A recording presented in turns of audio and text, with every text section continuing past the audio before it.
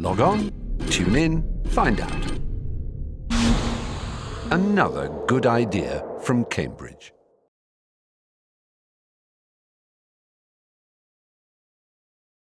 Well, it's a great pleasure to be able to have a chance to talk to Rob Foley, who I've known for some years now. Many years.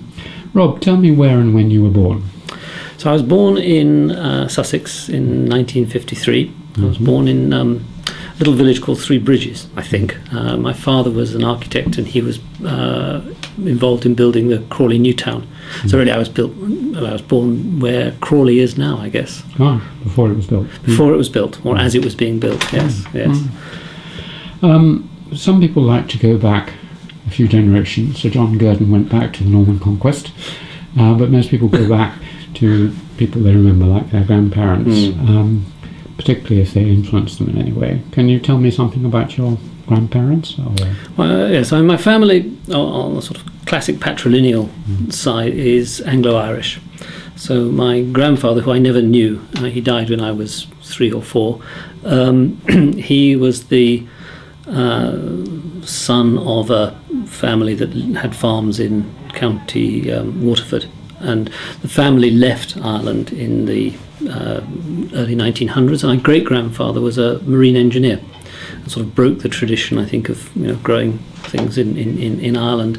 And so my grandfather was brought up in Naples and in Geneva and various places. So my father was actually born in England, but there's a sort of Anglo-Irish line going back there.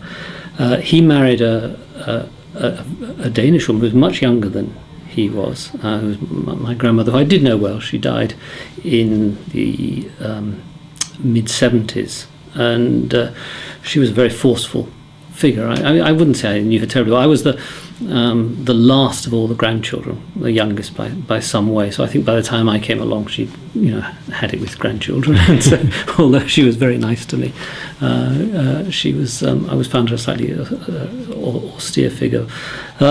My grandparents on my mother's side. My mother was born in China. Yes, she was born in Shanghai. Missionary? No, her father, who was a Scotsman from a little village in Fife, was in the First World War and trained as an architect. But after the First World War, I think there was nothing going, and so he'd married my grandmother then, and they moved to Shanghai, where he was going to practice as an architect. But he was quite a character. I did know him reasonably well, and he was really much more interested in horse racing, gambling, and other sort of sporting pursuits of gentlemen in the colonies. So I get the feeling he didn't do much architecture in Shanghai, but did a lot of riding. What was the name? His name was Hughes, Andrew Hughes. And I mean, the family story is he ended up managing a greyhound track in Shanghai in the 1930s. So my mother was born there, but she came back. The family came back before the Japanese invaded, and then so my mother was brought up just in Cheshire, Birkenhead, that sort of area. And of course, they were both my parents were in the war, doing various things. My grandmother was English. My maternal grandmother was English, came from Rutland or Leicestershire. Again, she always seemed very old compared to my other grandmother, but very nice, charming, nice family. Always, my grandfather in particular was always a delight when I was younger, because he was a grandson, a little boy's delight, because he loved, sports and games and all those things, which the rest of my family wasn't really into, and I was quite sporty. So, coming down to your parents, tell me something about them, and particularly their character and how they influenced you. So my father's Nelson Foley. I mean, I should say that the Nelson goes all the way back. My grandfather was Nelson Trafalgar Foley, and you can trace the ancestry of this Anglo-Irish family back to the Battle of Trafalgar, when obviously, in a fit of enthusiasm, the oldest son got named Nelson Trafalgar and was ever since. So my brother, in fact, is Nelson Keith Foley, and even his son still got the Nelson. So my father's, he was I was extraordinarily fond of him. He was a wonderful, wonderful man. He was an architect too, and he. He's dead now. He's dead. He died 4 or 5 years ago now. And he was, as I said, brought up with this farmer. So I should say my grandfather was clearly quite a character, because no one quite knew what he did, but I suppose they had family wealth, and he used to wander around Europe, and he was always, I said I never knew him, but he was remarkably cultured and spoke half a dozen languages and played the piano beautifully, and my childhood was always spent hearing what a wonderful man my grandfather was. My father was I think probably very different from him, very quiet. He's one of those quietly confident people. He always felt tremendously reassuring, but he was always someone to stand in the background. He never was the sort who would push himself forward. He told me he really wanted to be an artist, and he wanted to do things like do stage design. But I think his parents thought it was too risky, and so he became an architect. And so my sort of feelings, or the environment in which I think about him, is very much this rather quiet English gentleman figure who was always there, always reassuring, wonderful sense of humour, in a sort of quiet, unassuming way, who did very little to ever force me, I should say, to do anything in particular. And he was always one of those nice, tolerant men. And he was a wonderful painter. So he particularly when he got older and certainly after he retired, he painted endlessly. So you can't see it, but there's a painting on the wall there, one of his paintings. Of the college? Of the college, yes. He painted that for me. It's actually this room. So watercolour, very nice, gentle watercolours, and that I think was probably the passion of his life. And I said to him, wouldn't you have liked to have been an artist? And he said, well, I would. He said, but I'd never could it, because my trouble is I can only paint what I see. And the whole of his life, really from the 30s onwards, modern art, he said I couldn't do anything like that, because I never had the imagination to paint anything except exactly as I saw it, which I think was why his paintings are very nice. They capture the countryside and of course buildings extremely well. And he was keen on you going to university? He was very keen on me going to university. My uncle was at Cambridge, his brother, and then his sister's husband was also at Cambridge. So I think, although, as it happens, nobody else in my family went to university, they were always keen. Again, there was never any pressure saying, well, you have to go to university or you have to, go to Cambridge. But I didn't need that much encouragement. I was always keen on getting to university. What about your mother? My mother's, so I think, she'd hate me to say this. She's still alive. She's still alive, yes. So she's probably, I would say, a more forceful character. I think, obviously you understand your parents. Very English marriage, yes. A very English marriage, yes. And she, in a way, I think she was someone who probably had quite an adventurous war, and she was in the Wrens and went out to Australia and did a number of things, and then really wanted to settle down. And I think for her, forming almost a nest and a home. So she's very much the classic mother who was at home. She did work a little, but not very much. And as I watch her now, her whole, you see exactly how for her, family, social relationships, and not just family, because I come from a small family, but all the relationships of people and people's children and so on, and what fascinates her. Was she academically ambitious for you, or not? Not really, no. I mean, she was always supportive and so on. I think I was just expected to get on with it. I don't remember anything other than I was just assumed that I would go to university at some stage. I can't think when. I was always fairly academically successful, so there was never the problem of am I going to pass the 11 plus or am I going to come out without any qualifications. I think it was just assumed that I would go to university, and by the time I got into the sixth form, I of course was genuinely interested in studying. We'll come to that. You have one brother. I have one brother. He's older. Yeah. He spent his whole life in Holland. He's a businessman, does markets things out there, and seems to be more Dutch than English now. What was your earliest memory? Not sort of trees waving in the window of your primary memory, but anything more concrete. Do you think you really remembered and weren't told by someone else? I think. Well, so when I was 4, the family moved to Jamaica. Did they? Yeah. So my father has got a new job, and he went out to build the airport and the university in the West Indies. So we all decamped to Jamaica. So I've got the odd fleeting memory of England before, but really all my first memories are of Jamaica, and I can actually remember. And of course, you never know how much in the end memories are reinforced by photographs, because my father was always keen on taking slides, and I know there are slides of the boat going out to Jamaica, but I do think I can remember that boat ride fairly clearly, if only because it had the West Indian cricket team on it. And I still remember standing there and watching these enormous men practicing their cricket on this very small boat. It was the West Indians going back to West Indies. It was the West Indies going back to the West Indies, presumably after some tour. And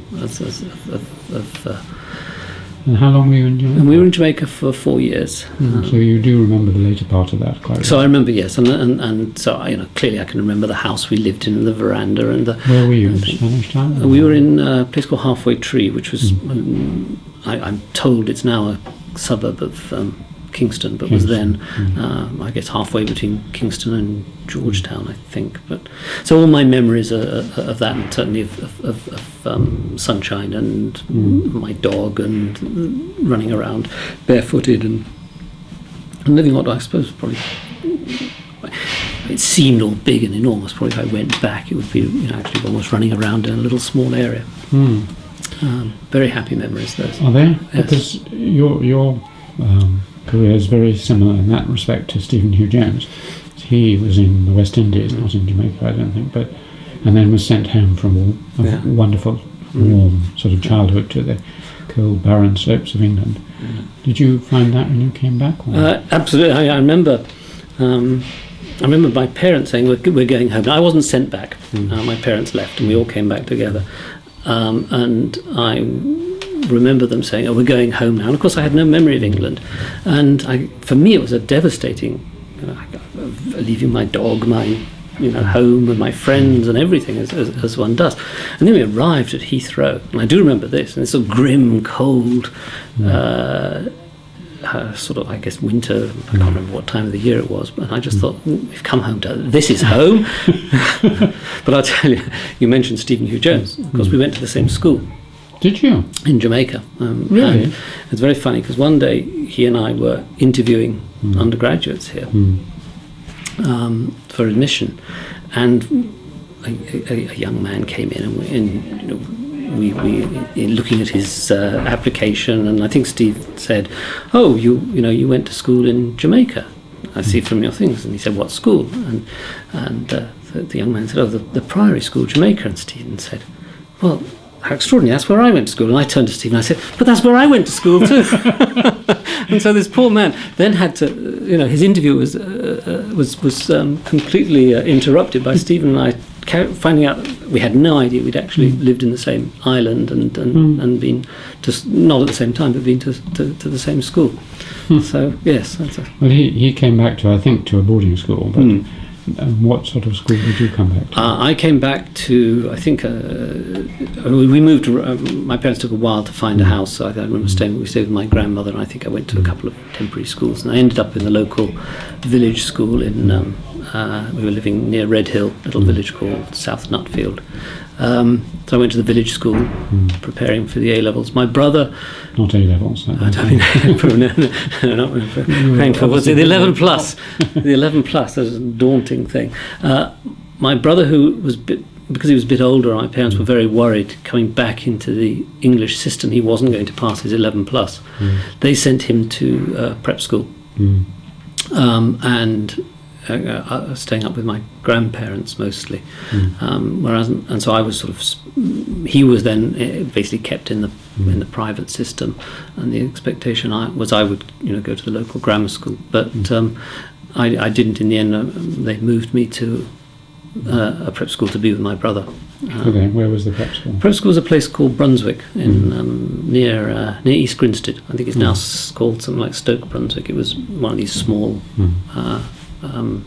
Was that a boarding school? It was a boarding school, yes. Do you remember going to the boarding school? I mean, your first weeping night in the dormitory? I do. I remember. How could I'm not sure I can remember the first night. I can remember the first term, and of course I remember because my brother had been boarding for quite a while, and I was 10, I guess, when I started boarding, 10, nearly 11. And I mean, I was just so pleased to have the incredible bright red blazer as a uniform and so on. So the actual going away didn't faze me at all. And whereas my brother was, he went through that whole homesickness, but it really, but about 3 days in, it really hit me. And I still remember going to my brother and saying, I want to go home. And by that time, of course, he'd fully settled in back with all the friends and told me to, don't be so wet and get on with it. Boarding school is boarding school. I think everyone has different memories. There are good times, bad times. I don't remember. I'm not going to tell sort of horrendous stories of dislocation. I mean, my parents were always quite close. They used to come and see us regularly. My mother would come and watch us if we were playing in a game. So I don't. I'm sure it probably left all sorts of deep scars, but they're so deep I don't recognise them. Were there any teachers at that stage who you remember as being influential on you? Or probably later. Probably later. I think. To be honest, my big interest then was sport rather than anything else. I mean, I used to do the work, but I don't remember thinking, wow. I mean, for me, my favourite subject throughout school was really history anyway, and I remember, I did quite enjoy the history lessons, and of course it was convenient that I'm pretty sure the history master was also in charge of the cricket and things like that. So those are the main memories. So my memories of the influences of teachers are more of the rather, eccentric type of prep school teacher one got in those days. Slightly odd ex-military people, and defrocked priests, blown away, and so on. So it was those sorts of people. And I don't really, other than deeply tedious time spent learning French grammar and Latin grammar and so on. And I might say not a shred of science. None at all. None at all. Maybe one lesson a week of science. So we had a brilliant science master who ended up as a fellow at Trinity, but got some off. But no. You didn't do any of that. None at all. No, I don't. And the sports were cricket. Cricket and rugby were the two. I played football too, but cricket and rugby were the two sports I liked. And you were most. good at them, so you probably weren't bullied or. And I say to everybody who I think one's experiences of boarding school, you can almost probably divide the people who survived and the people who didn't, according to whether they were any good at sports or not.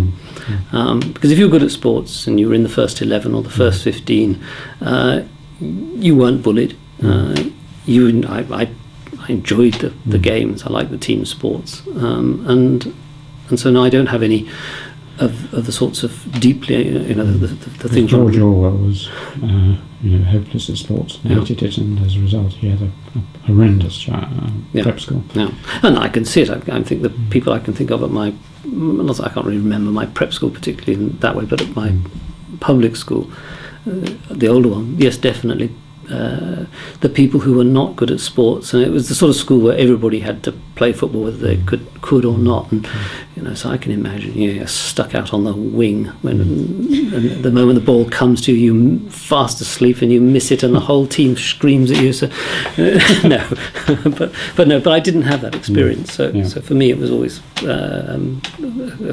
enjoyable. Yeah, and then you said you went on to a boarding school, public school. So I went on to a public school, a boarding school, a place called Ardingly College in near Haywards Heath in Sussex. It's one of the what do they call it? Woodard Foundation schools, high Anglican 19th century foundation.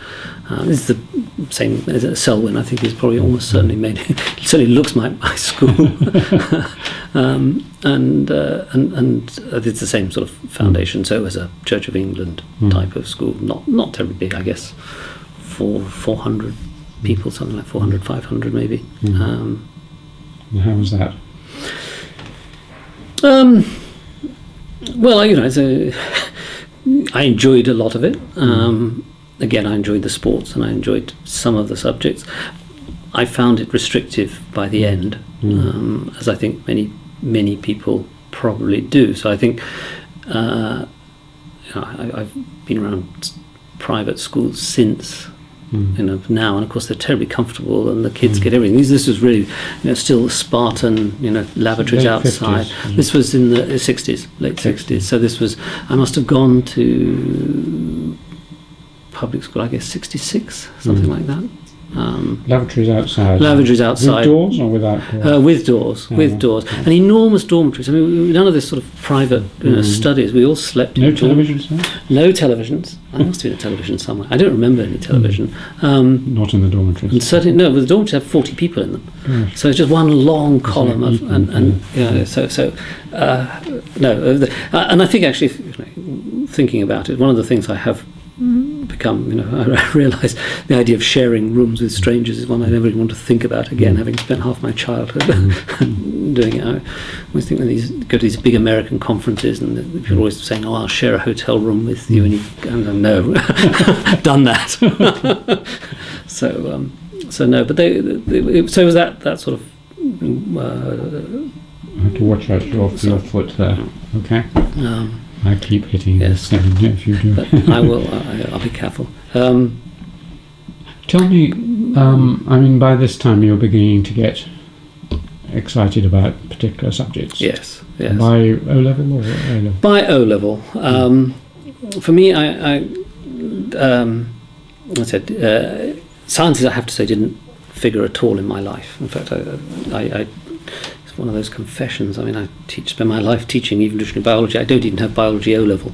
Really? No. This is why for many years we used to say, you don't need biology O-level. That's right. Exactly. I was very sympathetic to people who have no science background. So for me, English and history were the two big subjects that I liked, and undoubtedly that reflects my interest, but also the teachers who were. Do you remember any particular teachers? Oh yes. I suppose the two teachers who were really most significant in my life, in very, very different ways. One was my housemaster, a man called John Craig, who was an extraordinary Scotsman. I mean, straight out of God, empire, and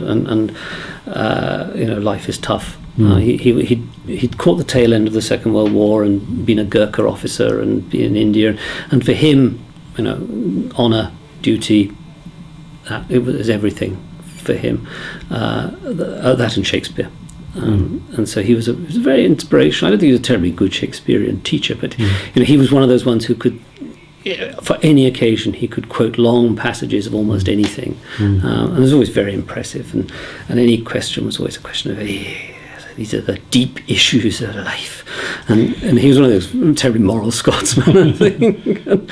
So he was a rather serious man. I didn't get on entirely well with him. He was obviously by then, the 60s and left wing was creeping in, and he was out of joint with his time, as he would probably himself say.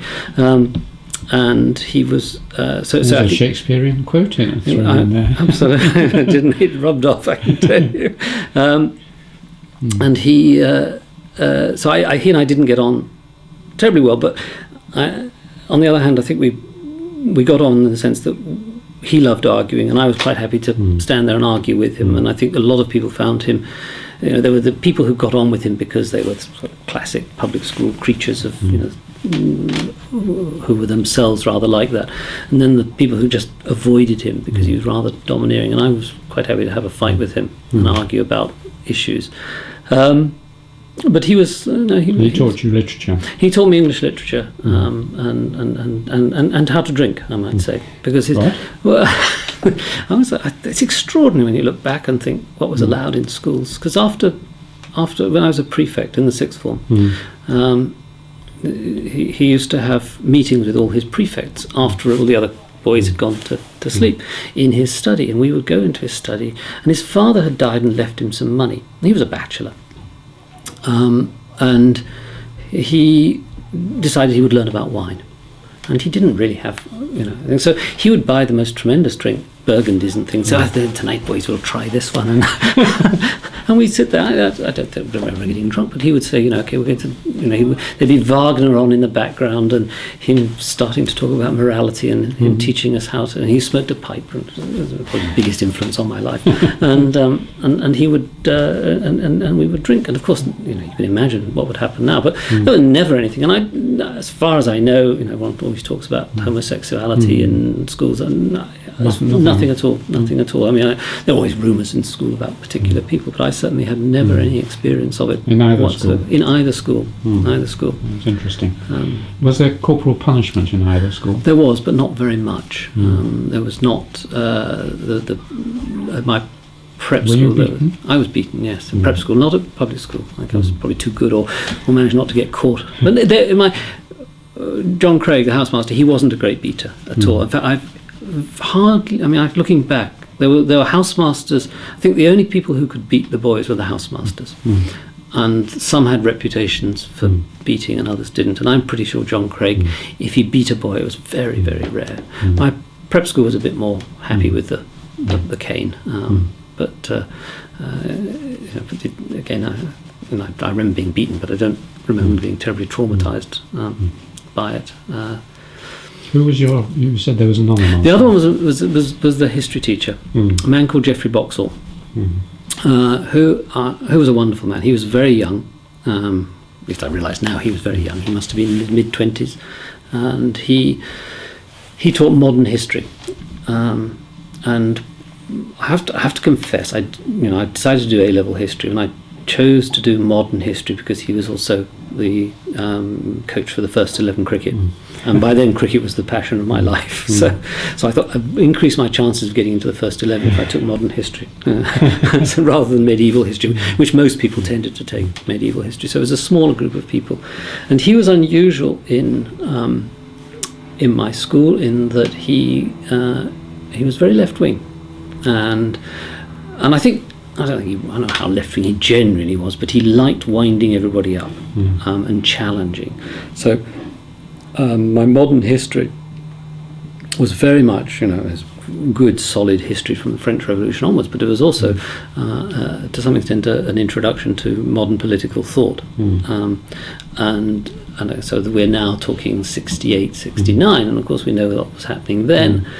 And so, he introduced, I got interested in this, and he encouraged me to read things like Marcuse and Marx. I read Marcuse before I even came to university, and so I was a bit of a lefty, and I had the writings of Che Guevara. So Keith Hart was right. He was right. Yes, I know what you're going to say. Didn't he accuse you of being a bit of a lefty? Well, he accused me of being a Stalinist, which I was never a Stalinist. But that whole excitement of that period, which is difficult. I mean, one looks back on it, much of it with deep embarrassment now. But it was there was a sense for me of challenging. He was a good historian. He was a good historian. He taught it very. I looking back, and what he taught me, and I realised. And actually, I've seen him since. I've had a couple of drinks with him since, and because I always feel when school teachers don't get the recognition. And one thing he taught me was analysis.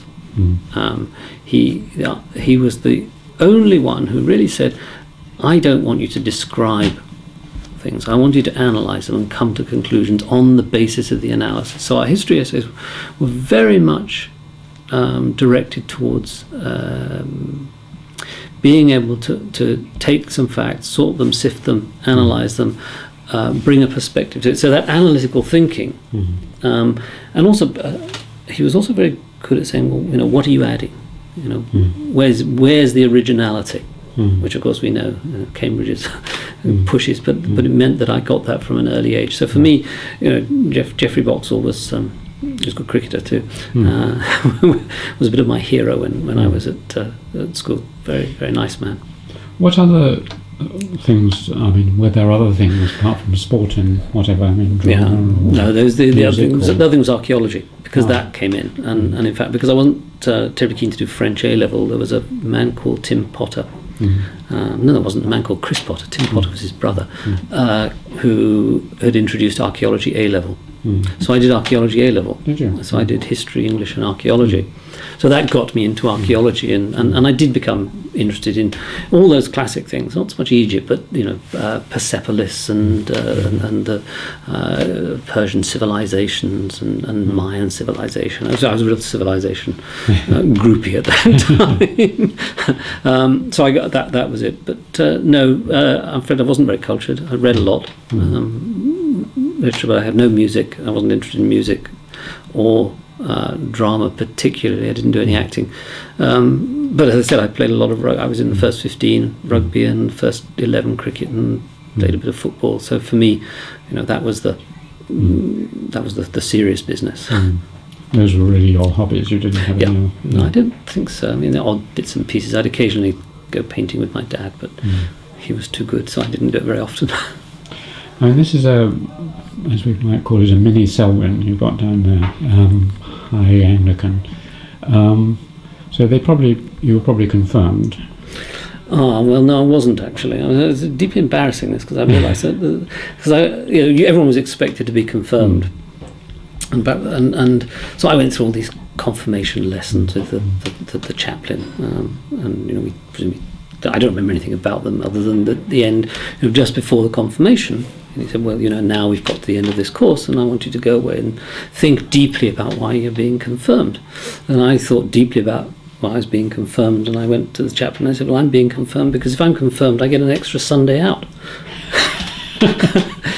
And I said, and I don't think I should be confirmed. So I withdrew from the confirmation because I realised that was the only reason I was being confirmed. I'm embarrassed because I realised I should have got confirmed and got my extra day out having done that. So I'm not confirmed at all. But this is more than local relevance, your religious views, because as an evolutionary biologist you're caught up now in huge disputes about the role of religion and creationist views and so on. So usually at this age, 17, 18 is the most religious, and you're finding or not finding your faith or losing it or whatever. So can you tell me something about your religious views from then onwards? Then onwards. So the confirmation experience was, I must have been 14 or something like that. I was quite young. And I think, to be honest, I didn't give a great deal of thought to religion after that. For me, I love going to church. I'm a really, one of those terrible. My wife, of course, was brought up a Catholic. Is horrified at my atheistic enjoyment of church services, because I'm like many, I think, English people who like the sounds and the familiarity and the rhythms and the music and so on. To the chapel. So I go to the chapel and I like it, but I don't have. I think. I suppose technically I'm an agnostic in the Huxley sense of the word, that one cannot be absolutely certain, but for all practical purposes I'm an atheist, and a very materialistic atheist. I think what you see is what you get, and I don't remember ever having a great deal of anxiety about that. I'm sure if I dig deep I can probably think up either deeply hypocritical prayers when oh God, please help me get into the team or something, or else a niggling doubt that if one got it wrong one would burn in hell forever. Pascal's wager. Yes, Pascal's wager, exactly. And I think I'm probably not I'm not as smart as Pascal because I went the wrong way.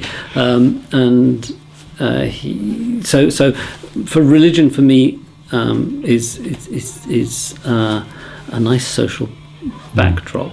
And obviously, of course, being interested in human evolution, I then thought very deeply about the nature of religion and where it is. And I'm fairly convinced that religion plays a major role in human evolution,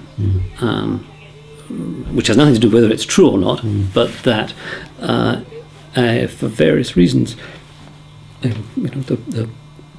what it boils down to is that the more I guess people who are religious have more babies than people who don't. It's an believing in God is adaptive, and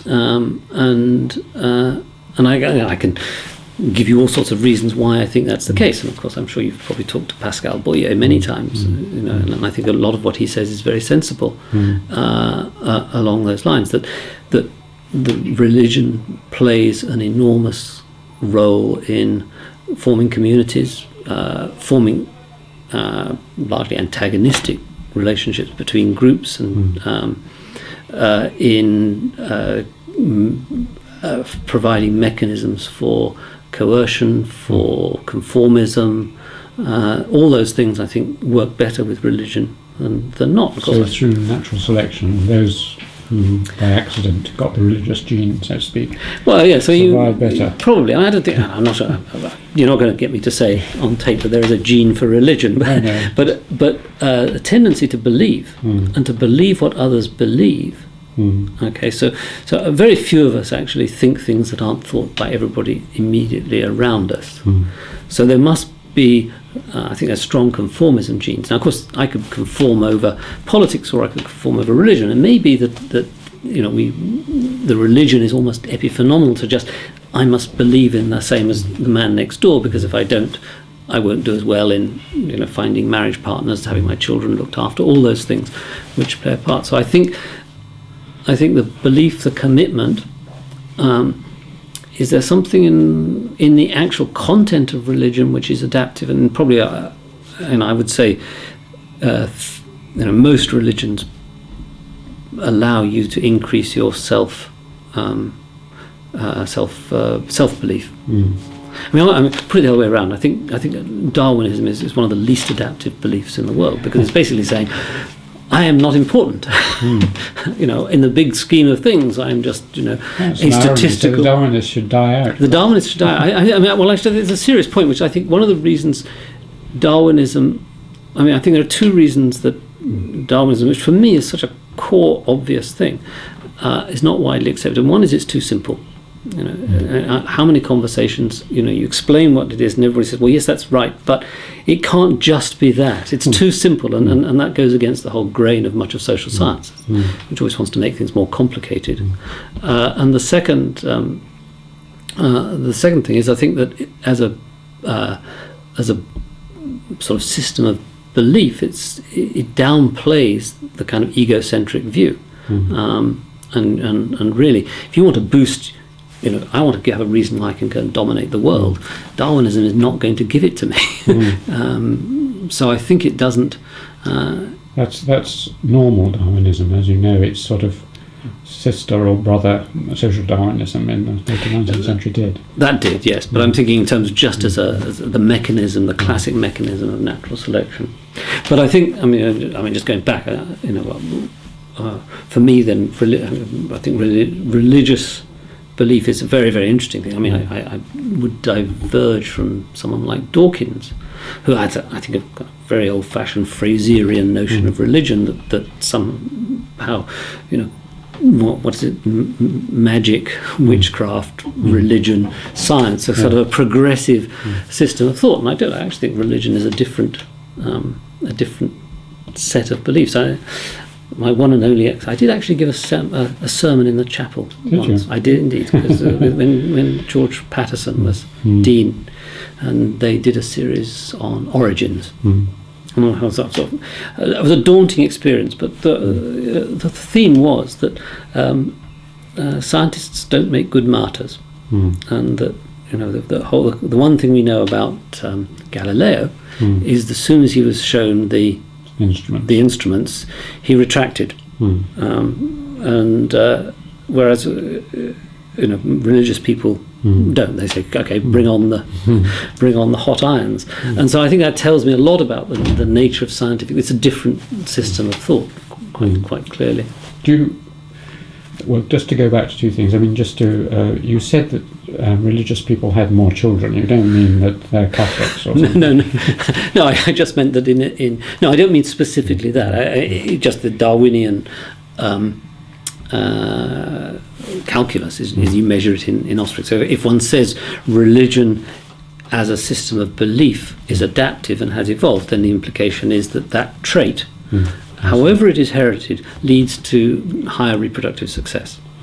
So that's would be the phenomenon, and so that I don't think I think for most of history, it's not religion versus non-religious people. Actually, it's usually one type of religion versus another type of religion, and but in the end, you have to think. I think to avoid the issue of numbers of offspring or numbers of surviving offspring, or numbers of grandchildren, is avoiding that. Not thinking about it is copying out. I mean, there's a study by a man called Voland looking and shows that for example, I think it's on the Dutch-German border. I can't remember the exact area where he was studying historical records and showing quite clearly that the more godparents you had, the greater your chances of surviving. And then also how you choose your godparents. So being involved in a religion actually has a significant effect on how you build your social network, how you bring resources to you and enhance your ability to bring up your children and for them to have opportunities. And in the end, then of course it's how many grandchildren that will kick in as a factor. Coming back also to Dawkins. Dawkins claims that science has destroyed religion, and you just can't have religion in the modern world because science has disproved it.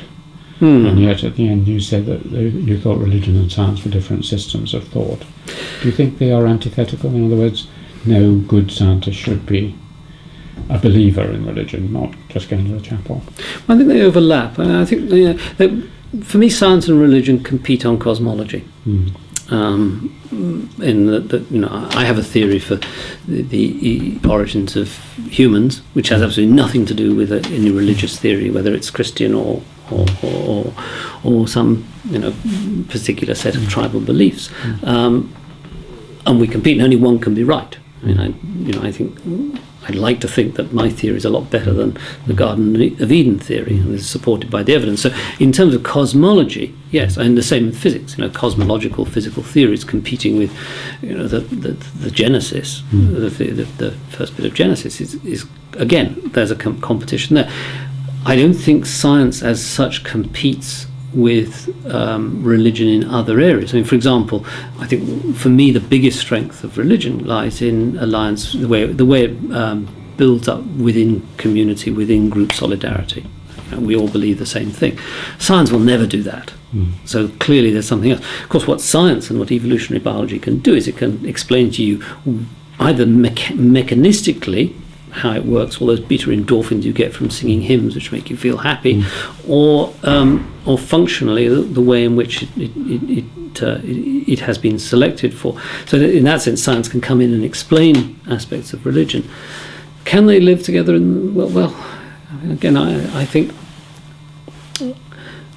again the problem with having an Anglican background is one has a very benign view of religion, and we've learnt in the last we've learned throughout history, but I mean in our own immediate experience is that that religion is not always the Archbishop of Canterbury and cucumber sandwiches. It can be very, very, very brutal and nasty.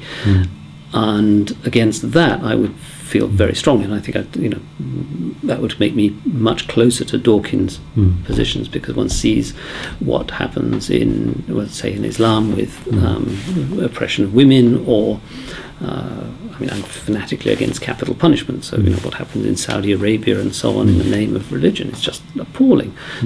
So no, I think, put it this way, it's probably the case that the world has been a better place at times for religion. It's also been a much worse place at times for religion, and we have to make ad hoc decisions. What I would fight very, very strongly against, though, is the creeping back of religion into governance, and I see that happening rather too much, I think. I think we spent 200 years removing religion from the way in which we govern ourselves, and it'd be that says I'm a child of the Enlightenment, and I think that's a good thing, and I would not want to see us go back. Let's move on then to university. You came to Cambridge. I came to Cambridge. I came to do history, but switched straight to Arcananth. After a few weeks? No, before I came. I did the history scholarships and decided, and in fact I was interviewed for Arcananth. You went to Peterhouse? I went to Peterhouse. And were you influenced by David Clarke? David Clarke. Immensely. Is that why you switched? No, you didn't know. No, but it was David Clarke, instrumental. So I think I said I did archaeology A level, and as part of that we had to do a dissertation, a project, and Chris Potter told me that I hadn't a clue what to do, and he said, there's a man just finishing his PhD on the Belgic people or the Beaker people or something like that, and I'm sure his book's about to come out. Why don't you do it on the Beaker people or the Belgic people in Sussex? I didn't know, and then his book never appeared. so I wrote to David Clarke, who was he must have been a tutor at Peterhouse at the time, and got back a most delightful letter, and the proof copy of the appendices of his massive, the Beaker people of Great Britain, or whatever it's called, his massive PhD work. And he sent me, and they were, looking back, I think they were the original proof copies, which he must have, proofread and gave me, of all the sites in Sussex that had beakers. And so I trotted to, thank you very much, and that was the Bible for my thing. And I trotted around all the museums and did a deeply unoriginal dissertation, copying his drawings. Probably I don't remember. But he said, at the end of it, he said, I still remember, he said, archaeology is not a subject to be entered on lightly, but if you're thinking of it, you might consider Peterhouse. So I said, okay, that's the college I will apply for. And my school was horrified, because they said Peterhouse was a very good history college, and I didn't stand a chance of getting in. So I should go to Fitzwilliam, I think they wanted me to go to. And I said, no. This man wrote me a letter, I'm going to go to Peterhouse. So I applied to Peterhouse and did the scholarship exams. I got an exhibition and went in and started Arcananth with David. Graham Clarke there? Graham Clarke was there. It was before he became master. So he retired, I think, 74. So I went up in 71. And he was the grand old man. I didn't really see him at all in my first 2 years. The third year I saw a lot more of him for various reasons. It was when he'd become master of Peterhouse, and he was. But no, he was. No, I always thought he was a very austere, distant figure, rather terrifying. But David Clarke. What was David like? I thought he was wonderful. It's very difficult to. Even now, I still get moved thinking about him, because I don't know. I should probably, for people who didn't know him. He was a very, very charismatic, young. He must have been 35 then, something like that. man who had broken the mould of archaeology. He'd written a book which I think is wonderful called Analytical Archaeology, which the rest of the world, all the old people like Glyn Daniels said was dreadful and it was unreadable and it was full of jargon, and for him he was introducing science into archaeology was one thing. He was introducing theory. He was saying, we're not just telling stories about one tribe replacing another on the banks of the Volga or whatever it is that Voltaire says. And he, so he intellectually he was a dynamite, and as a person he was. I found him always deeply. He was funny. He was a very, very funny man, very witty, had a way with words. I don't know if you ever heard him speak. And he could be. He could really, kick up a storm with his own rhetoric. I mean, everyone thinks of him as this, rather cold, scientific character, but actually his language was very rich, and I just found him inspirational. And the supervisions with him were wonderful. Supervisions with him were wonderful. If you ask me what actually happened in any of those supervisions, I'm not sure I can remember. He was a very small man. I can sort of see him sitting on a... small and round. Small and round, and sort of, yes, with glasses. And he would sit there and his feet would hardly touch the ground in the chair, and so he'd get excited and so on. And so for me, I think, if I think about it, the link for me is that what Geoffrey Boxall really made me think about in history was really providing a theoretical framework for what you want to do. It's no good simply describing the French Revolution. You need to have a coherent theoretical framework which can tackle the French Revolution and Napoleon and the Russian Revolution and so on, and you have to think in ways that are consistent like that. And so I was almost pre-adapted to David's way of thinking, because that's the way he thought, and if my thinking, I think, is probably characterised by being fairly theoretical in the way I think about archaeological or anthropological or evolutionary problems, and I owe that to those to both instances, Geoffrey Boxall, but David in particular, who said, okay, what's your model? So he was terrific, and. You did obviously Arcanant, so the first year you did social anthropology as well. I did social anthropology, absolutely. So those were the days. Jack was head of department by then. No, it was still Mayor Fortis. Was it? I think Mayor Fortis was still the professor, as I remember it. And part one lectures, I can tell you who lectured me. Yes, Meyer on kinship. Meyer on kinship, and I thought Meyer was fantastic. It was very funny because. Arcanant, or none of the, social anthropologists were the, as they like to think, they always are the really trendy ones. I was clearly marked down as either an archaeologist or whatever, and they never turned up for Mayor Fortis lectures because he was old hat and old fashioned. So Fortis would lecture to a room full of physical anthropologists, and all the medics used to take him in those days, and archaeologists and so on. And we loved him because he was absolutely crystal clear and straightforward, and he'd explain exactly what witchcraft was and magic and kinship and so on. Whereas Edmund Leach would come lecture, and I still to this day haven't the slightest idea what he taught us. And so he taught us Tambaya. Watch out for the Tambaya. Tambaya. Yeah. Very good lectures. I think I seem to remember a lot of people gave little sections of four lectures. Ray. Great lectures on linguistics. I still remember, absolutely terrific. You've seen Ray. I just saw Ray. Yes. Who else? Jack Goody, didn't understand a word of. And that's partly because he never spoke to the. I can't be the first person here to say Jack Goody's lectures largely mumbling and things. Although I have since read his books, and of course I realise that they're terrific. Who else? G.I. Jones was still around now, probably not. May have been, and there was a young guy in the museum called MacLeod. Malcolm MacLeod, who was. But you weren't tempted to do it? I was not tempted to do it.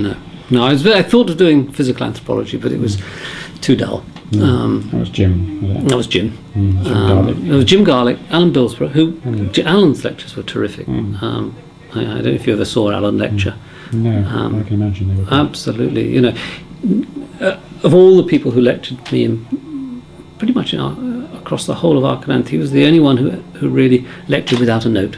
Really? Yeah, and he would put He the slides was your up. predecessor, of course. He was my predecessor here. Yeah, and he hadn't even finished his PhD then, so that was very impressive. So who else was lecturing in part one in the archaeology? There was Esther Goodyear.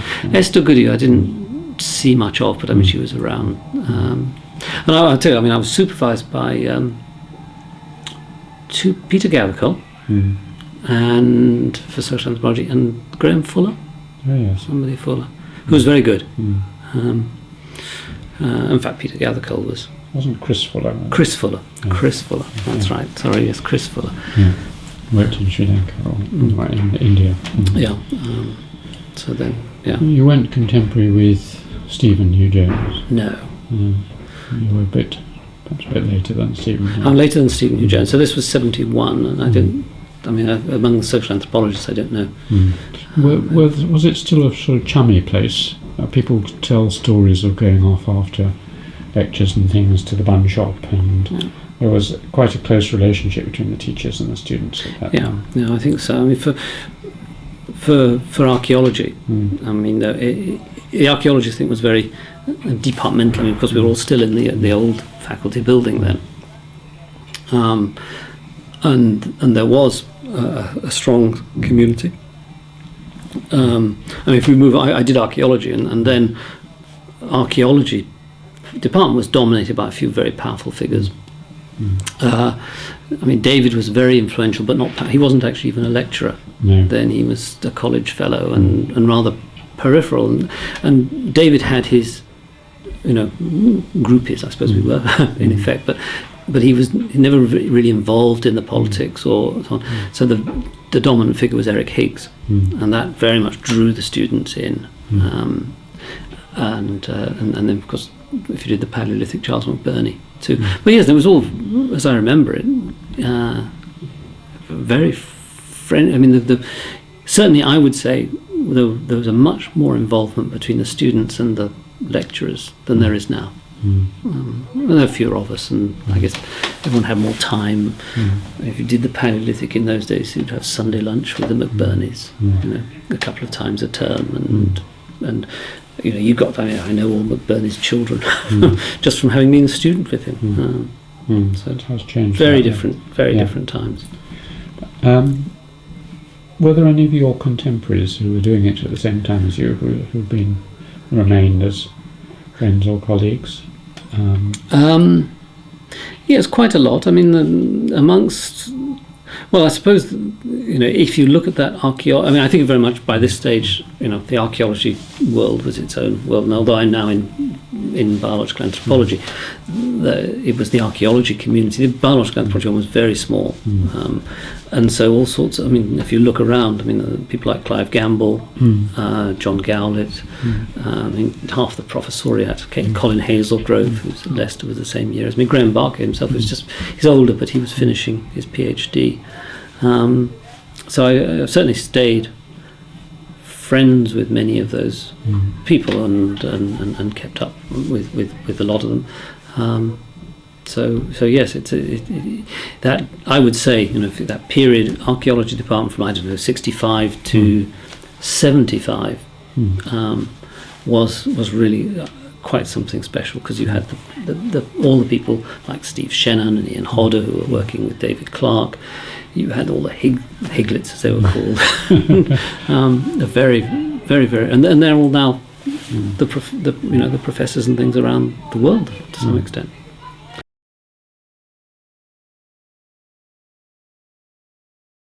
You then went on to do a PhD, did you? Or?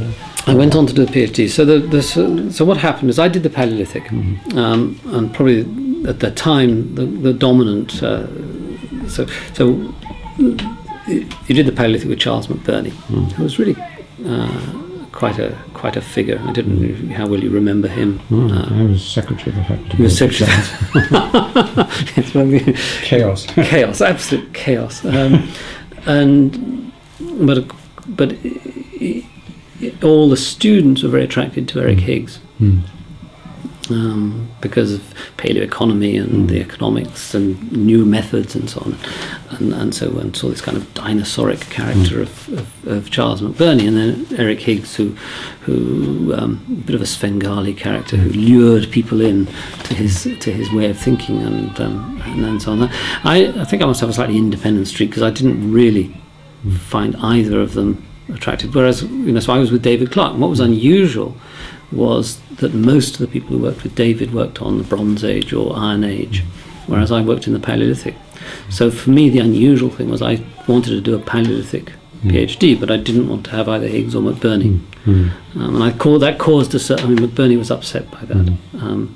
And I wanted David to be my supervisor. And David, of course, he was quite happy to take on and left me very much to my own devices. And I floundered around, did about 3 PhDs in the first year without ever finding out what it was all about. Very, very useful. I always think one of the great tragedies, nobody can make the mistakes in leisure the way I was able to do, because I learnt a lot from those mistakes. So then by then I'd got in. Africa became the big thing, and I wanted to work in Africa. As an undergraduate, I worked in Kenya with Bill Bishop and Glyn Isaac and people who are out there. So I was getting into that whole early man in Africa through archaeology, and I thought that's what I was going to do my PhD on. But to some extent, it was a time when they were just finding these fantastic Australopithecines. It was a bit of a cutthroat environment, and I didn't really like it. And I got very interested in recent African prehistory, the origins of pastoralism. So I started a PhD to do with the late Stone Age and pastoralism, and did quite a lot of it. And with David. But then goes back to theory. I became concerned that the sorts of theories that Eric Higgs was developing about economics didn't make any sense in an African context. And I wanted the theory right, and so I started reading ecology. And that's really, by this time I was sort of realising that science was where I really wanted to be a scientist. I wanted to take a scientific approach. So I started reading a lot of ecology. And then I got in touch with a man called Malcolm Coe in Oxford, who was in the zoology department. I went over because he was a big African ecologist, and I was discovering all about. I was interested in cattle and how they competed with antelopes. That was I thought that was the answer to pastoralism, not the human but the animal side of it. And Malcolm was terrific, sort of larger than life naturalist, extinct species now. And he said, well, you've obviously got to learn ecology, so why don't you move to Oxford? So I said, I can't move to Oxford. He said, of course you can. And so I moved to Oxford for about 9 months. I stayed in Cambridge as my PhD, but I lived in Oxford and worked in the zoology department in Oxford, where they had an animal ecology group, and went to their seminars and read in their library and talked to Malcolm and other people and basically learnt my ecology. Malcolm Coe, David said, we should make him. He was appointed my supervisor, believe it or not. So I had an Oxford supervisor, and that's when I worked out, the whole thing that became my real thesis by this stage. I spent a lot of time messing around on, animal ecology and the structure of ecological competition, things that they actually formed the building blocks of much of my thinking subsequently. In the end, my thesis, which I went off to Africa and started the work in Amboseli, a national reserve right down in the south, where it's a game park where there's Maasai and so on. So it was a perfect environment for me to look at the archaeology of pastoralism on this. So I thought, and of course it had tremendously rich ecological data, so I could do all the modelling on extant data, and that's where I developed the off-site archaeology that was the core of what I did for my thesis, which was to stop thinking in terms of sites. African archaeology, or a lot of tropical archaeology, where you've got these degrading environments, you don't get very much in the way of deep sedimentary sites. You haven't got caves, but what you have is just a rich palimpsest across the landscape of stone tools or pottery. And so what I developed was a way of of saying, okay, well, we won't look for sites. I will simply randomly sample landscapes and artifact density. So I produced, of course, days and days and days of drawing contour maps by hand. It will take 30 seconds now. I reckon my thesis now would have taken about 3 months to do it, because Google Earth. Well, because it was random. Sorry, this is getting on a slight detour, but it was random sampling across a landscape of 30, 40 square kilometres. And every morning I would use a random number generator to generate coordinates on a map, and then I'd trot off in my car and find the bits on the landscape I had to sample. But of course I had to do the whole thing through triangulation with a compass. So compasses and maps, and I'd sit there, and I'm pretty good at navigating with a compass.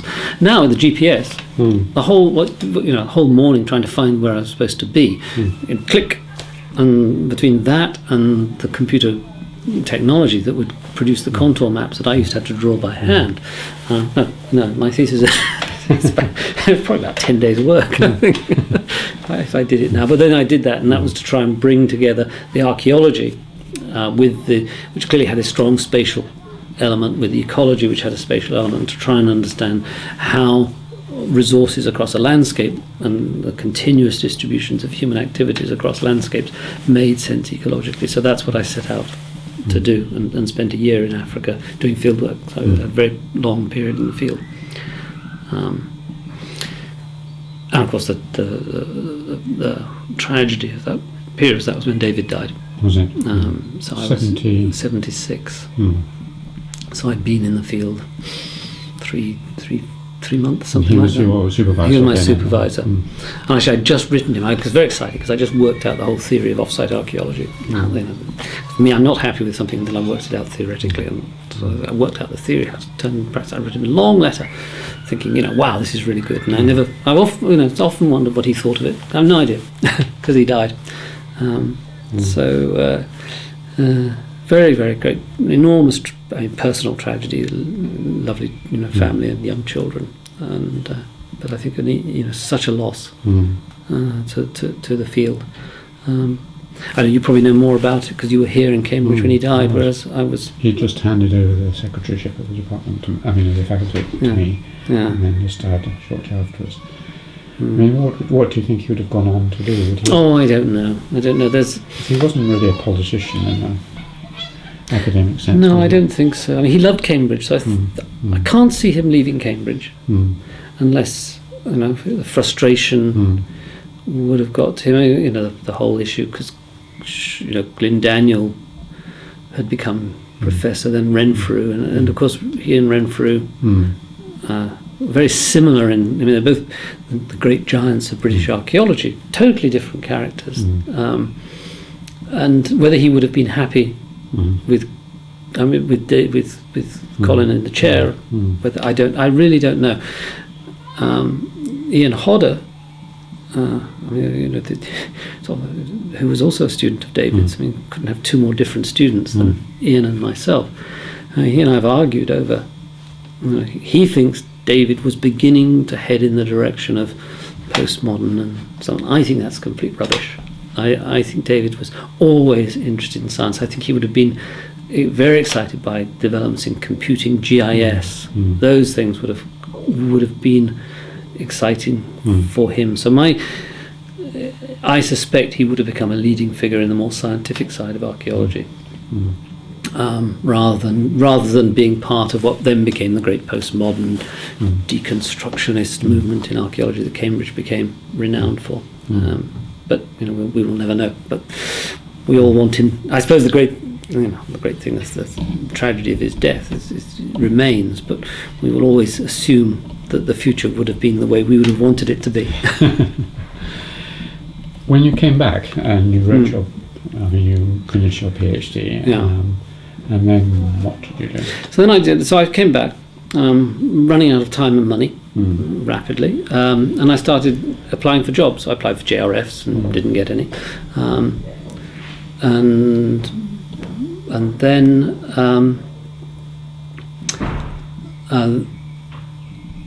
I applied for a number of lectureships. Didn't get any of them. In archaeology. In archaeology. And then by sheer chance, somebody said, "Oh, there's a lectureship in Durham, in anthropology in Durham going." It was actually a friend, a contemporary of mine called Colin Hazelgrove, who'd just got a lectureship in archaeology in Durham, and he said, "Oh, they're looking for someone in archaeology to teach human evolution."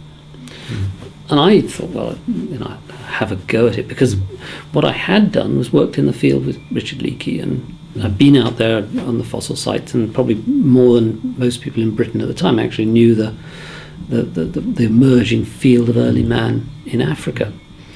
So I applied. Much to my enormous surprise, I got called for an interview, and they offered me the job. So that was the end of my third year of my PhD. So just when, and I was really getting very, very, thinking about giving up, because when the grant ran out, the money ran out, and that was it. And then so I just went straight to Durham with my unfinished PhD and started lecturing in physical anthropology, as then was, and human evolution, which was an eye-opener, I can tell you, because as I said, I had no science background of any significance, other than a Part 1 course from Jim Garlick and Alan Bilsborough, and hanging out in a zoology department informally for a year or so. So it was a sharp learning curve to suddenly go into this department, which I didn't know well, and teach human evolution and fossils and anatomy and so on. So it was enjoyable. Very. Very enjoyable, and with hindsight, the best thing that could have happened to me for two reasons, really. One, I think in the end I'm not an archaeologist. And I love being in the field, and I like the evidence of the past, but I'm not an archaeologist in the way that people in the archaeology department are, who really. They like the material and they like the method. For me, that's always a means to an end. I like the ideas, I like the analysis, I like the data, and the sort of pulling together the story of the past by any means. And I don't really care whether it's genetics or it's fossils or it's archaeology. For me, it's the theoretical, it's the problem. And so it was very good for me to get into another environment in which I could do that.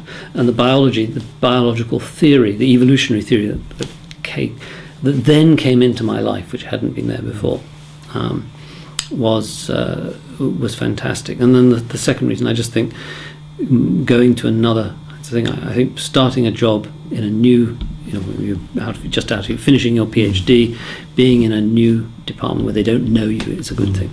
So it was excellent for that. But so Durham was trying, and Durham is really where I think if you say, well, what have I ever done? It's bringing ecology and evolution together in the way we study humans, and that all happened really in Durham, where it was a strange department. But who was head of it? So head of it was Eric Sunderland, who was a sort of grand old man of Durham anthropology. He was a geographer, I think, originally, and wrote. Was Panterbrick there?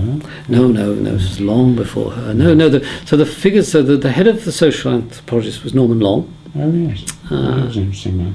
I got on very well with Norman. I should. I shall think about whether. So when I arrived, Eric Sunderland was, of course, an arch university politician. And I think he had manipulated the system so that the lectureship that came up when Norman was away, and made sure it was a physical anthropology post, not a social anthropology post. And looking back, it was very odd because I was interviewed in August. So I think I turned up in October to find half the department ready to string me up from the nearest lamppost because Eric had clearly done it behind their backs and got an extra physical job at the expense of the social anthropologists. So I was not very popular, it has to be said, when I arrived, and some people were very forthright about that. And it's funny because Norman was away, and everybody said, when Norman gets back, he's going to really do you over. so I never met this man, Norman Long, with trepidation. He came back from his sabbatical and his field work, and the phone rang, and Norman said, I want you to come down and see me straight away. And he sort of launched in on this, how angry he was. And I said, well, you can blame whoever you like, but the one person you can't blame is me. I just applied for a job and I turned up. And he thought about it and he said, okay, let's go to the pub. And we were terrific friends, and we taught a course together, and Norman and I taught anthropological theory together, which I'm ashamed to say we wrote our lectures in the pub. Before there were 2:00 lectures, and we'd meet and think, what the hell are we going to talk about? And we'd go in there and chat for a bit, and then I'd say, okay, Norman, you go in and talk about this, and I'll talk about that. It's been a great tradition, I'm sure. It was, but it was not. It's not what would be allowed now. So Durham was fun. Yeah. And how long were you there? I was there for 9 years, and it changed over that time. And the old people gradually disappeared. There were some very old type of anthropologists, but Michael Carithers came, wonderful man. Yes. Bob Layton also. I liked enormously. And they're still very good friends from that time. So I enjoyed it. But and then I came back to Cambridge. And I interviewed you. And you interviewed me. Yes, yeah. no, I do remember. We were in the the council room or the Senate room, there. Somewhere like that. Yes. I stood. Yes, you. Yeah, no, I remember that. Strange. Well, you can tell me why they appointed me.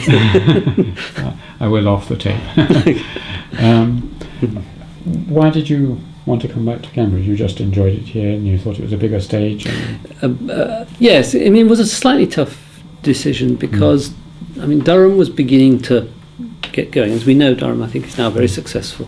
Big, successful anthropology department. The new people like, Alan Billsborough, of course, had gone to take over the chair. And Michael Carithers' tremendous energy, and Bob Layton on the social side, and it was beginning, I think, to get on the map. Whereas Cambridge physical anthropology was, I think, probably not in that great shape. So it wasn't it was a bit of a decision. But on the other hand, Cambridge is Cambridge. It was where I'd been a student, and the opportunity was never going to come again. And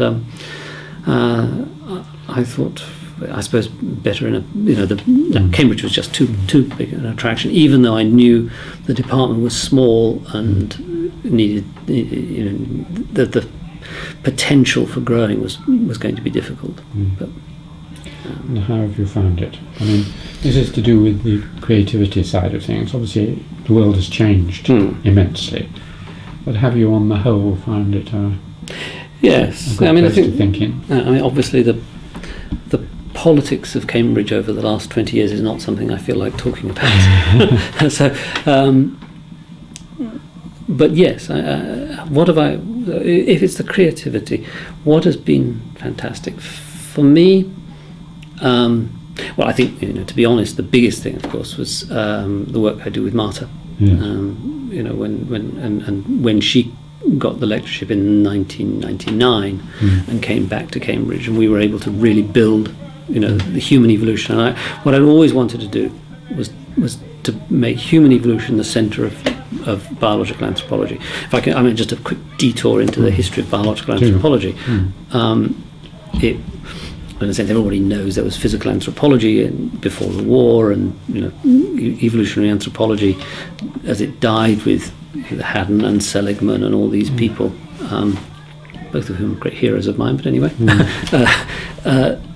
physical anthropology went through a very bad time before the wars, and the only conceptual framework was race and racial variation. The fossil stories were pretty bizarre, and then after the war, the new generation, the Geoffrey Harrisons and Gabriel Lasker and people like that, said, okay, let's drop all the evolution, let's get rid of the evolutionary history, let's focus instead on adaptability, humans and the environment, get rid of the genes and so on. So what grew up then was this strongly non-evolutionary, not very theoretical, very environmental, nurturist view of human biology.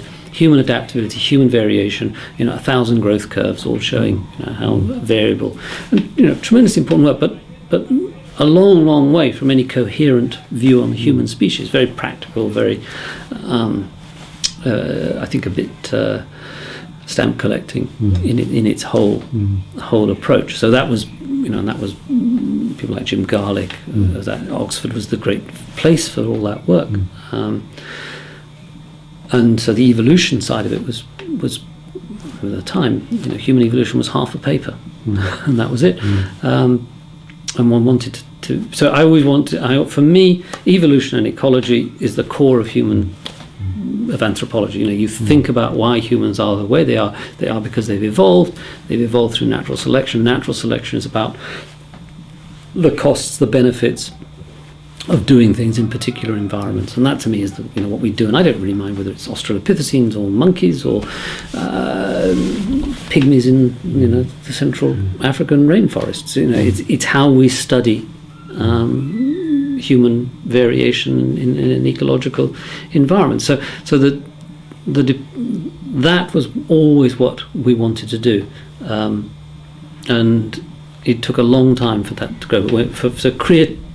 Creatively working with Marta in the 90s, and when she came back, and that was when, of course, the origins of modern humans. Suddenly we had a better understanding of how human diversity and human evolution went together. That was the big revolution in the 80s, which I don't think anybody really realised. Everyone thought, it's all about genes, it's out mitochondria out of Africa. It's actually about linking together human diversity and human evolution in a coherent framework, and that's what we worked on. So the creativity came from that, and that was very much within the department, within the field.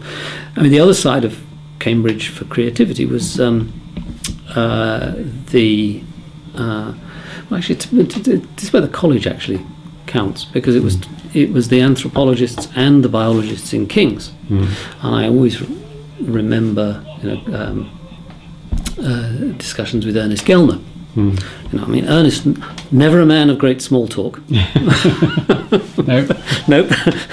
So he would stand there looking at you, hopefully, and you have to say something, serious and intellectual, or you felt you did. I don't know whether I'd said, did you watch the football last night? He would have said yes. I don't know, but he always got the feeling he wanted some deep intellectual conversation. So for me, that sort of environment came out of social anthropology. The other person, believe it or not, was Keith Hart. Was also interested in trying to build. So that provided some sort of framework.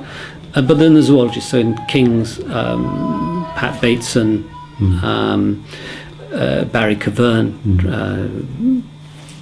Mike Bate, and all these people, and Charlie Loeb, all discussing things that were interesting. So for me, the creativity has come very much from that.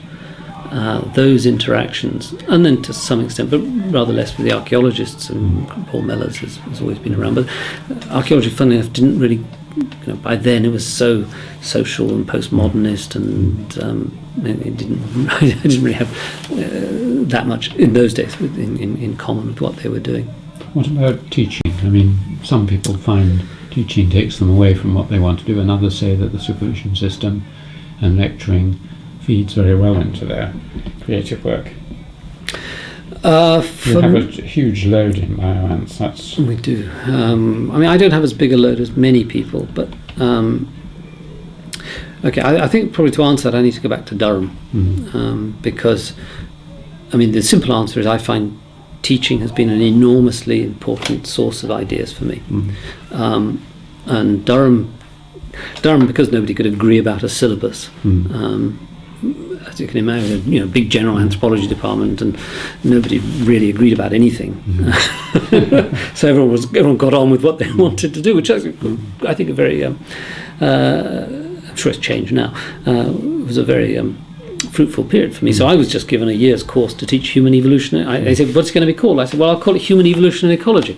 And I had to go and give 2 lectures a week or something on human evolution and ecology, and I made it up as I went along. So for me, and the book I wrote in the 80s, Another Unique Species, it is basically the things I thought about while teaching that course. So for me, teaching has always been a stimulus, because I like to feed what's going on outside humans, outside anthropology, into my understanding of humans. That means reading widely. That means teaching and pulling it together. I've never been very good at lecturing on from other people's textbooks. I mean, I can't do it. I mean, I just don't.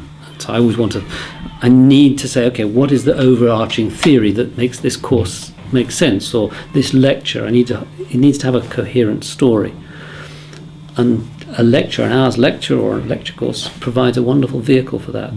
And so teaching is important. We've completely revised the tripos here, the biological anthropology tripos, and very much we wanted, in restructuring it, to allow people to have 12 lectures to just say, this is what I really want to put together as a coherent view on this aspect of human evolution or this aspect of human biology. And that for me is important. Supervision's, I enjoy the personal contact, and I enjoy first year teaching when you can really sort of get them thinking, but probably the challenge of having to raise one's game to lecture is good, as long as you don't do too much of it. If it gets too much, then it starts to be counterproductive. What about PhD supervisions? Did you do a lot of that?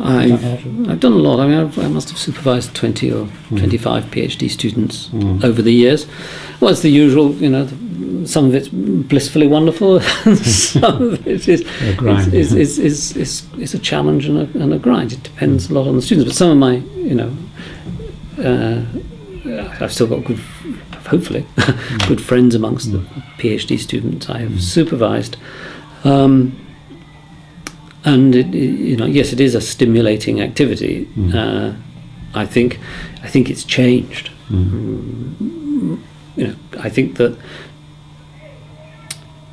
the last 10 or 15 years has seen the PhD become less of an intellectual adventure and more of a ticket. And that obviously is less, satisfactory. And and the whole pressures of who's going to co-author papers at the end, and is it your project, is it their project? The pressure one puts on them to complete because we get punished if not.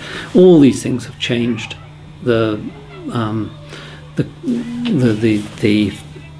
ability to just follow one's nose scientifically or intellectually, and that's a shame. That's true undergraduates too. I mean, the idea of making up courses as you went along, which I think was very successful, because when say Norman Long and I were saying, okay, how can we teach a joint course on anthropological theory with such different perspectives?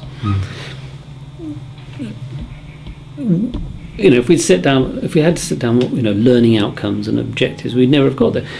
But he would talk and I would talk, and it turned out, which I had never realised. I mean, Norman was a transactionalist. He was a student of Max Gluckman, and that whole approach is very individual based. And so actually, Norman and I had a lot more in common with each other, because in evolutionary theory, the focus is on the individual and the individual relationship. So things emerge from the perspective of the individual and the interactions between individuals, which is exactly the same as the Manchester School of Social Anthropology. So Norman and I, although we disagreed about many things and about the role of biology and evolution, actually shared a similar framework. Well, I think without the informality of the teaching we did, we would never have.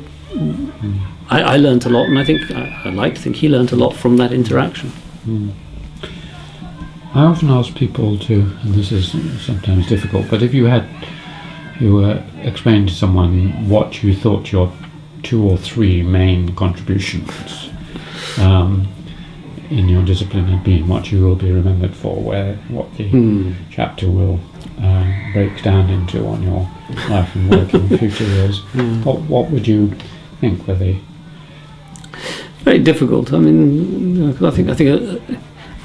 I think things get forgotten much faster now than they used to, because there's so many people, working in the same field. I mean, the days when an Evans Pritchard or someone could dominate the entire field, because there were only probably 10 people around, have gone. But so I think the things I've done that I mean, there are as it were, empirical based things, and I still would like to think that what I did in off-site archaeology with my PhD, which is still, a lot of it's now moved on. It's called landscape archaeology, and many techniques have changed. It's much more sophisticated. But basically, the idea of thinking about the archaeological record as a continuously distributed set of activities, or human activities continuously distributed across the landscape, is one, I think, that shapes a lot of things today. And I wasn't the only person around doing that, but I think what I did was part of that. But for me, I suppose I've already said this. To me, it's the bringing of an ecological perspective to human evolution. If you think human evolution, certainly in this country, was dominated by professors of anatomy. And not surprisingly, the fossils told the story. So it was strongly anatomical. It varied. Sometimes it was phylogenetic evolutionary relationships. Sometimes it was strongly functional. But basically, it was an anatomical subject, which also meant that the big story of human evolution was about changes in anatomy. And of course, you and I know that while our anatomy is fascinating, it's not really what makes us a special species. And so, for me, you've got to find a way of tackling the behaviour, the culture, the cognition. Well, lots of people can do that, but what for my mind is that none of those things can take place except against an ecological background. So the ecology, the environment, the way you get your energy shapes it. So very simply, the people know perfectly well a brain is a very metabolically expensive organ. So you can't have a large brain unless you've got the right diet, unless the resources are there. So, the growing large brains is not, which might give you culture, it might give you religion, whatever, but it can only happen against a particular ecological background. So the thrust of everything I've done is to link evolution and ecology together in all sorts of different ways, different scales, different problems, but that's it. And I suppose that in doing that, it's brought behaviour in. Right? And I suppose the other thing is unlike, I've always, again, it goes back to theory. I've always liked problems to have a theoretical starting point and a theoretical framework. And so I think a lot of what I've done, and I think this probably does make it ephemeral and will not have the impact that one would like, is because for me, I'm very interested in applying general principles of evolutionary theory to humans and saying, okay, look, these things work. So the models of evolution and environment, or evolution and climate, or the phylogenetics of behaviour, those are all theoretical proposals. But theory in my field doesn't last, or at least it doesn't have the impact, but I like it. And institutionally, one of your obvious achievements is setting up the New Hume Centre. You want to just say a word about Yes, that? That's the first thing I say is, I was the co-founder of it. That came With Martha. With Martha, yes. Yes. That came from when she came in '99, and we thought, we really wanted to try and build something in Cambridge, and there were opportunities for bids in, and we just went to the university and said, could we have a centre for human evolutionary studies? And they said, well, if you get the money, yes. So for us, it was a way of trying to make human evolution a kind of secure part of Cambridge academic life. And it was a sort of, if Martha and I had gone under a bus in 2000, there was nothing in a way, the subject could have gone in any number of directions. And we want to say, well, human evolution is really important, and it's important for all sorts of reasons. You probably don't agree. I'm in an archaeology and anthropology faculty, and that sometimes the zealousness of evolutionary biologists can grate, but I do think evolution is tremendously important for understanding humans, not just the anatomy, it's the behaviour and social organisation. And we're not talking sort of old-fashioned sociobiology, we're talking about a whole range of different approaches.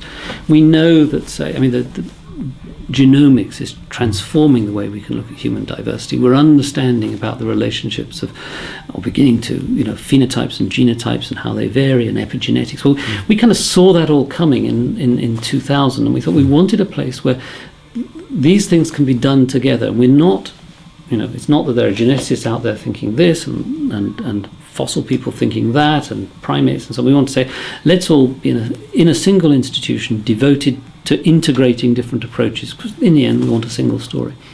So Marta and I especially always have more energy and drive than I did about this. She said, let's go out, and we put the plans together, and we raised the money from the Wellcome Trust for the building, from the Leverhulme Trust for the extra posts, because it was Marta and I and our technician and Maggie Belatti and a couple of PhD students were the basis of LCHES, and now now I think there are 40 people working in the building.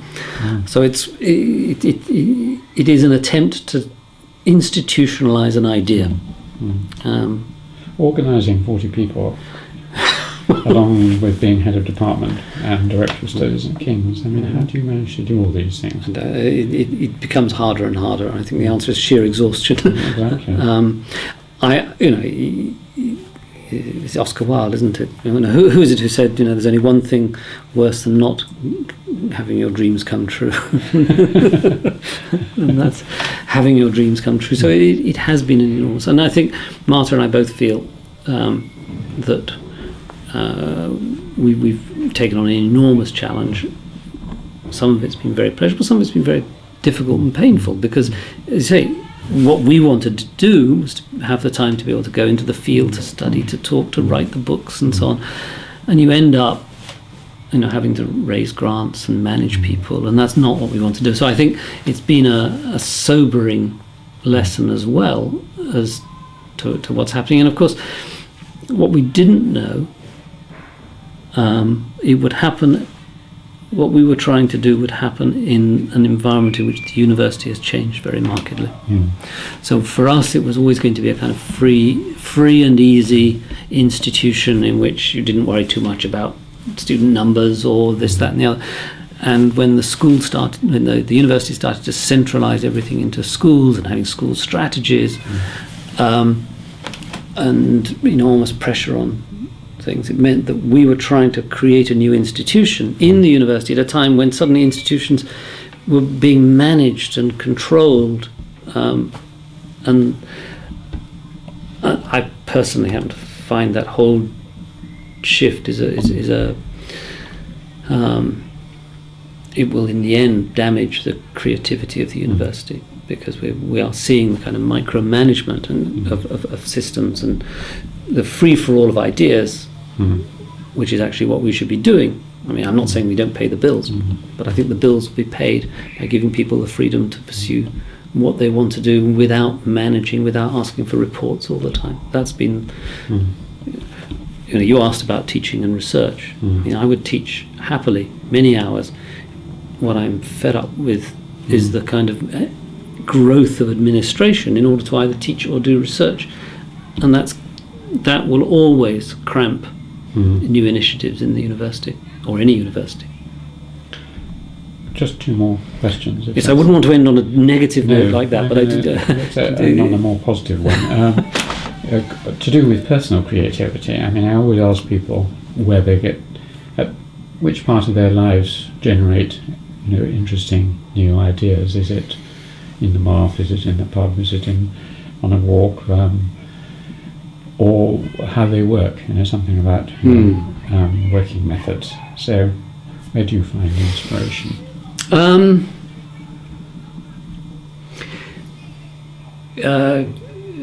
Often little things I observe or hear will stimulate things, and again, so for a lot, again, it goes back to thinking theoretically. For me, I hear something, I think, what is how do I generalize that? What becomes, the general proposition, which then I can think into a fuller framework. So you might, hear somebody say, could even be on the radio, somebody will say something about, why people are conformist or not conformist. You suddenly think, well, okay, what are the costs and benefits of being a conformist? How does that play out? What, is it frequency dependent? And things go on from that. So it's stimulated. Often with me, it's little things which will get. Undoubtedly, it's talking and listening to people.